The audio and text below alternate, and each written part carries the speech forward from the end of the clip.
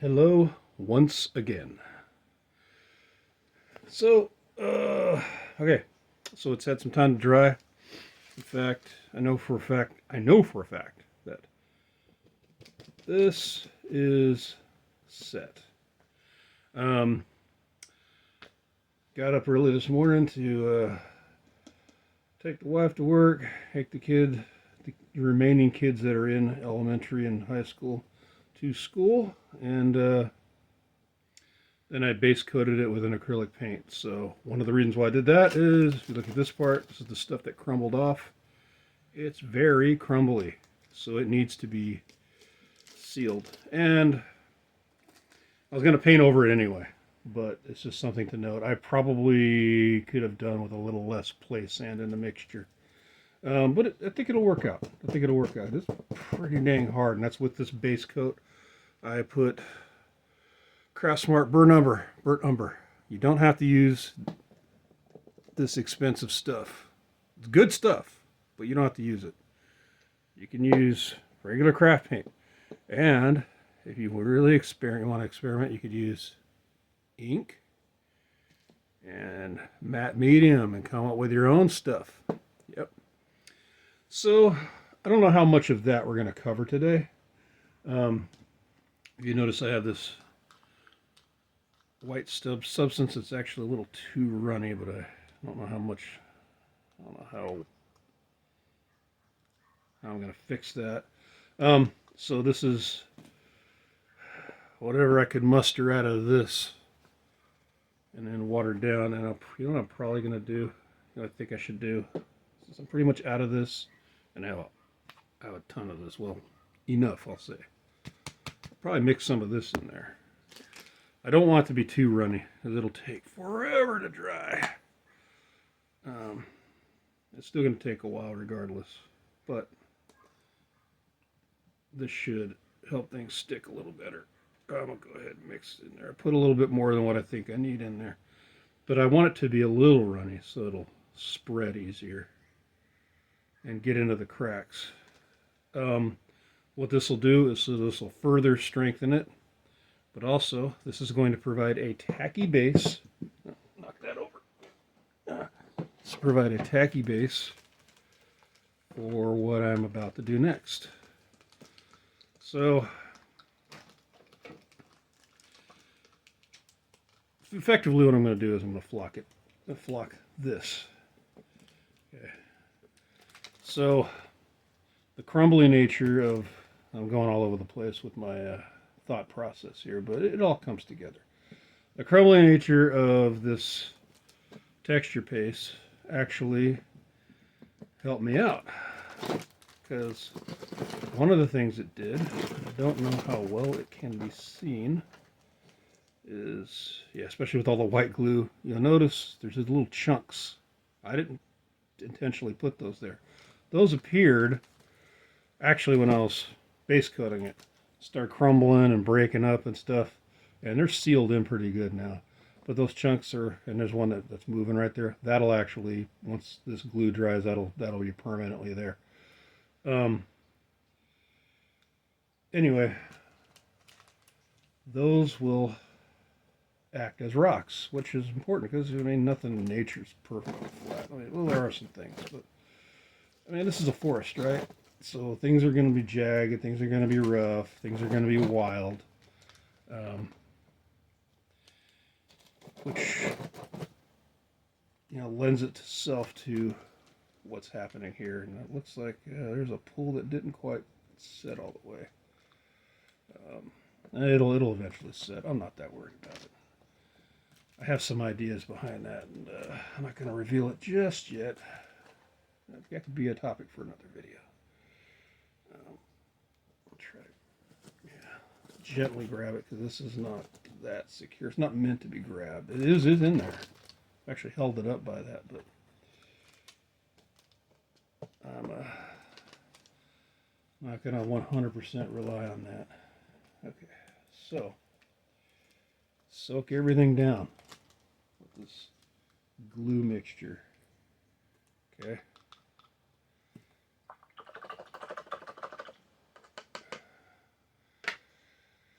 All right, soak everything down with the glue mixture, and it looks very wet. So I'm going to cut, and hopefully this will be seamless, and you'll be able to see what happens once I've let it set for a few minutes. So I'm going to watch the TV, and I'll be back in a few.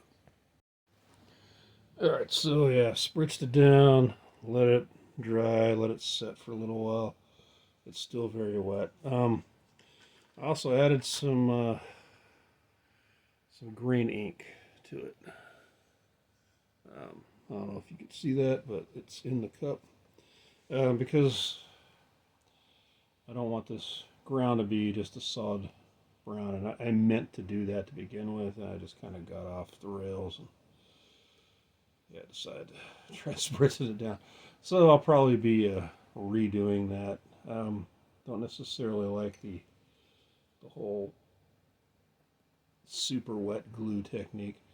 So, and I tried with some flocking here. Stuff's just coming right off.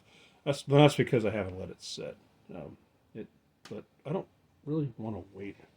So what I'm gonna do is mix in some more of this tacky glue. If I can ever get a stuff's thick, and the bottle's probably a year old. As long as you keep it sealed, it should last a while. Yeah, I'm gonna have a whole bunch of this stuff because I use so much water. That's all right. Live and learn. Anyway, so this looks like a little bit of a mess, but you know, when this dries, it's actually, I know it's going to look good. I know it's going to look good. That's pretty thick. That's probably a little closer to what I need. But while I have you here for this segment of the video, get some of that off there. I'll go ahead and kind of explain what I'm doing a little bit more. All right, so got this little cup. I have this stuff here. This is olive green deep. So it's deep olive green, Amsterdam ink.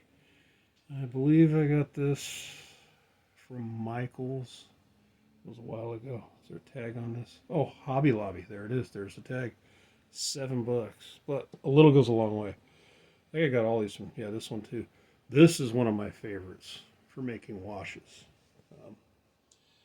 I already got a lot of brown. But what I can do is I can change the profile of this a little bit. I don't know if that's the correct term or not. Just add a drop of this stuff in there. Just a drop. That's it. So let's see what happens when you do that, right? And this is just pure ink. This isn't with water added or anything. Okay, maybe a little bit more. Maybe a little bit more. I'm not going to wash that brush off. I shouldn't leave it like that. You want to be careful when you're adding something dark. Like brown, black. Oof, yeah, black will destroy a color scheme. A little bit right there. Yeah, so that's very dark. See how dark that is? So that, so I don't think I have any white ink. That would help a little bit. One of the things I can do is this stuff here. It's called bleached sand. Just acrylic paint. And this ink's an acrylic ink. So they play well with each other. Drop of that. Just a drop. Until you know what you're doing, until you know what you're looking for. There we go. See that? Alright. So that is lighter. I can use it, I can add it as is actually. So I'll go back in here and just kind of dust some things. So I would just like dust some highlights with it, like that, like the edges. And so this is all going to be more of an undercoat. Once I reapply my glue mixture, my glue slurry to this and put my flocking on it, a lot of this you won't see, but it will come out underneath. So a lot of the dark tones, will come out, and even some of the lighter tones will come out. So there's a whole side that I have to be focusing on.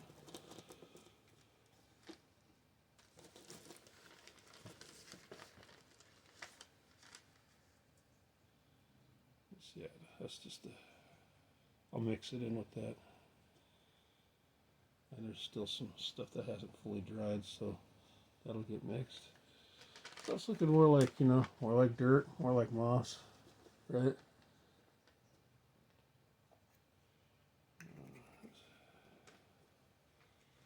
You definitely don't want to use your Winsor Newton triple aught sable hair brush for something like this.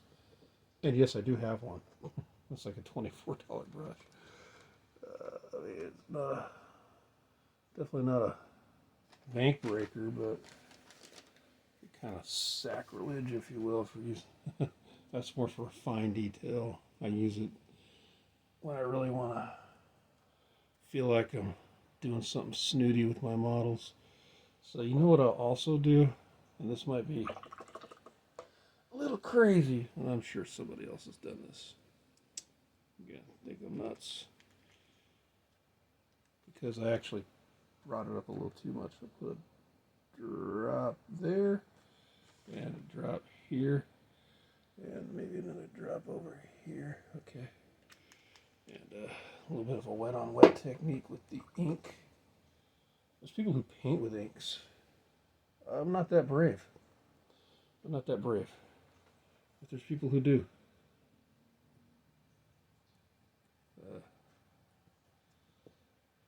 There we go. Alright. So this will feel like an eternity to me, but you will only notice that there was something new. But that's the end of this segment, so I will see you in the next segment. Okay, it's had a lot of time to dry, so I've already started adding some of the glue back to it. It's still pretty runny, but I think I'm just going to go ahead and roll with it. So I'm adding glue to spots that I want the moss. So a little more strategic. Some of the moss actually stayed that I had on there earlier, which is good. Oh, one of the reasons why I kind of got into the whole using inks thing is I only have one color of moss. So my thought was adding a little bit of ink to the moss would add a little bit of color variety. I'm not so sure that made enough of a difference, but here we are. So what I'm doing is I'm just going to pat this down. It looks like I'm putting a big old carpet of this stuff on there. Yeah, it kind of is, except what I will do next, once it's had a couple of minutes to set, is I'm going to shake it off. Part of the reason why I have it on the sheet of paper here. This is actually left over from when I was flocking the trees earlier. As I said before, waste not, want not. I am a pack rat of sorts, so wasting is not something I typically do. Trying to get it in there. So I'm patted down to kind of get the moss into the glue.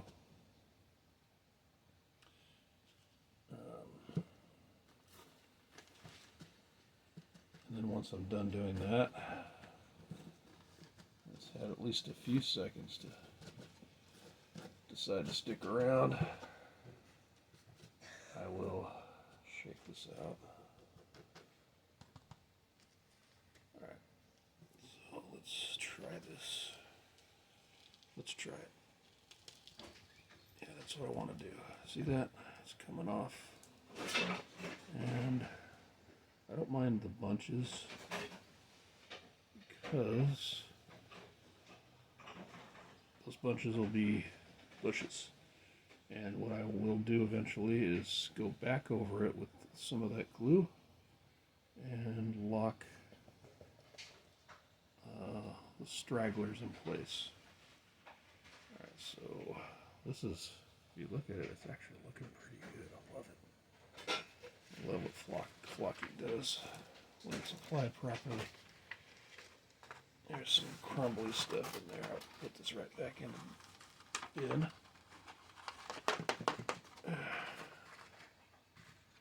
Alright. Put that over here without knocking it over. And so that's looking really good. Alright, so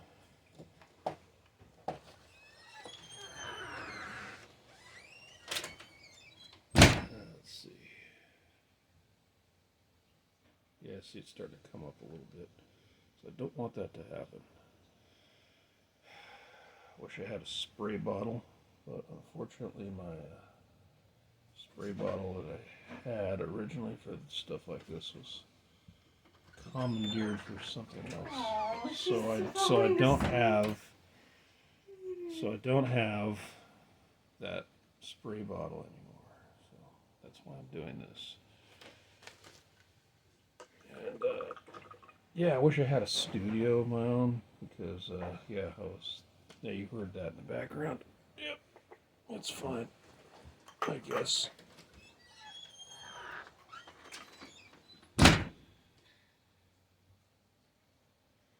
So I think what I'll do, I'll make really thin stuff. Just kind of, yeah, there we go. Let's kind of drop right on.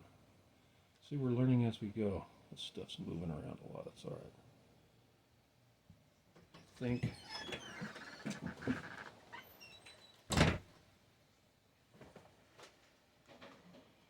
think the technique is sound. I might add a little bit more. This dangerous didn't like this. Okay, good. Alright, there we go. Yeah. So if I drip it on like that, this will soak into it, and it's going to be really wet.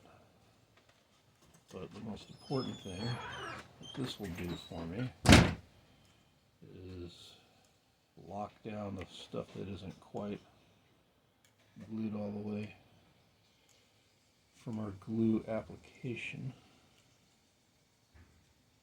Yeah. I think this will work.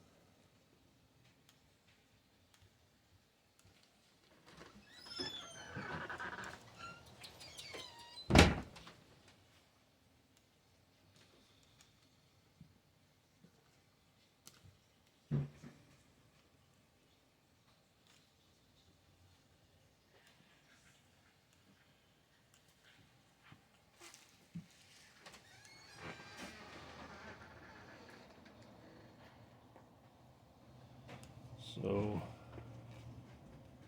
yeah, getting all the spots, go back over it.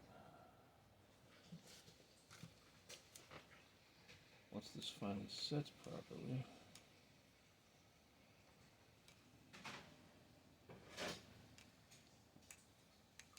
this will be pretty durable.